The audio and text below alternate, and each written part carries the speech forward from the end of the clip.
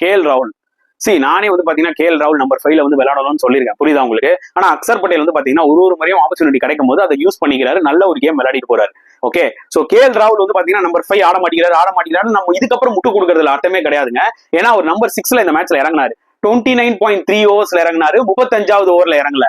So கிட்டத்தட்ட 122 பால் இருக்கு, அதுல அவர் ஒரு 60 பால் ஆட மாட்டாரா? அதுல ஒரு 60 ரன் அடிக்கலாம்ல, அந்த ஒரு ஆப்பர்ச்சுனிட்டி அவர் யூஸ் பண்ணிட்டார்ல. நம்பர் 5 தான் அவர் வந்து விளையாடி அவர் செஞ்சுரி அடிப்பாருன்றது கிடையாது இல்லைங்க. எந்த ஒரு பொசிஷன் வந்தாலுமே பால் சரியா இருக்கும்போது அதை விளையாடி அவரோட திறமையை காமிக்கலாம்ல. அதுதான் எனக்கு பாக்கிறதுக்கு டிசப்பாயிண்டிங்கா இருந்தது. அதை விட அவரோட கீப்பிங், கிட்டத்தட்ட 2 கேட்ச் விட்டாரு, அதே மாதிரி கோல் விட்டாரு, பங்களாதேஷ் மேட்ச்ல ஒரு ஸ்டெம்பிங் விட்டாரு. சிலது டஃப் கேச்சஸ் நம்ம சொல்லலாங்க, அது ஒரு தடவை மிஸ் ஆனா பரவாயில்ல, 2 தடவை மிஸ் ஆனா பரவாயில்ல. 3-4 போச்சுன்னா ஒரு செமிஃபைனல் மேட்ச்ல இந்த மாதிரி ஒரு நாக் அவுட் மேட்ச்ல நீங்க இந்த மாதிரி கேச்சஸ் விட்டீங்கன்னா கேமே சேஞ்ச் ஆயிடும். அப்போ KL ராகுல பயங்கரமா கிரிட்டிசைஸ் பண்ணுவாங்க. சோ அவரோட பாடி லாங்குவேஜும் வந்து பாத்தீங்கன்னா எனக்கு காதலர் தினம் படத்துல வர குணால் பாக்குற மாதிரி இருக்குங்க. ரோஸ் வச்சுக்கிட்டு இப்படியே இருப்பாரு. ஏன் அப்படி இருக்காரு? போலர்ஸ் என்கரேஜ் பண்ண மாட்டேங்கிறாரு. ஹோப்ஃபுல்லி KL ராகுல ஒரு ரீஜெனரேட்டடா பாப்பேன்னு நினைக்கிறேன் நெக்ஸ்ட் மேட்ச்.